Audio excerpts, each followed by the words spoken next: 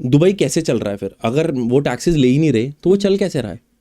मैं बहुत बेसिक बात कर रहा हूँ, सॉरी अगर मैं बहुत लेम साउंड करूँ, क्योंकि मेरे को एकदम ये थॉट आया, दुबई टैक्स अगर तुम्हारा सैलरी पे नहीं काटता तुम्हारा, और तुम्हारा सिर्फ वैट है मेरे ख्याल से वहाँ पे, हाँ जी, हाँ, इस पे ही सर्वाइव कर रहा है, तो they are pumping money from them side, there side, right? या तो यहाँ पर उल्टा है इंडिया में, तो how this is balancing?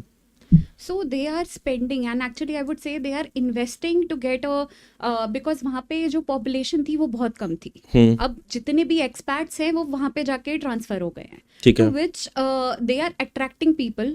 Now a country wherein there were a very low population, they're attracting people who are staying there, consuming different things. Now even they have the VAT imposed और setting up a company 9% उसका corporate tax दे रहे हैं, वहाँ पे जाके लोग वो कर रहे हैं, तो वो वहाँ पे अट्रैक्ट, मतलब जो एक डेजर्ट था वहाँ पे जाके लोग शिफ्ट हो गए, उन्होंने अपनी एक इन्वेस्टमेंट करी, बुर्ज बनाया, ऐसी काफ़ी ज़्यादा उन्होंने पाम जुमेरा या ऐसी करी इन्वेस्टमेंट्स करी है. Now since everyone is going there, वहाँ की प्रॉपर्टी का rates had gone to the sky.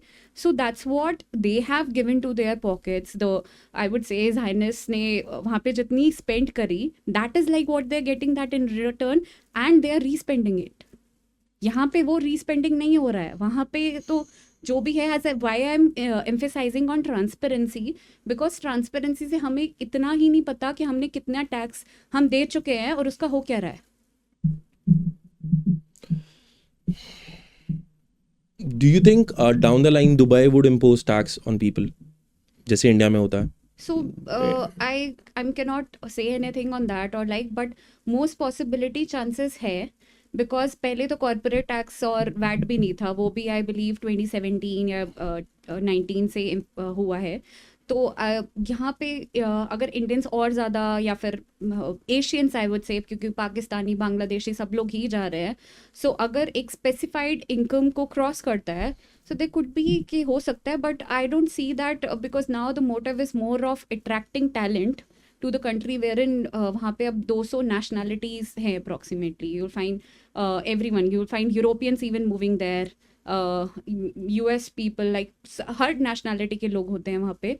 So अगर वहाँ पे और ज़्यादा हो जाएगा, एक bubble burst हो जाएगा, because obviously अब that's something what उनका saturation आ गया. हाँ, so और भी होगा तो maybe they would start doing that. Dubai ने एकदम ही अट्रैक्शन गेन किया है. Have you seen that? I think 2015-16 में इतना दुबई का नहीं था scene, but gradually when it was coming to 2020 before covid, Dubai जाना वाज मोर लाइक, यार I want for a better lifestyle because I am not paying tax, I am saving money. ये mindset था. और अभी भी Dubai के laws और ये सब, वहाँ का इंफ्रास्ट्रक्चर, तो people are just going there for better lifestyle. And indirectly if you look at Dubai is actually attracting those people so that they invest in their country and their GDP grows and other thing grows.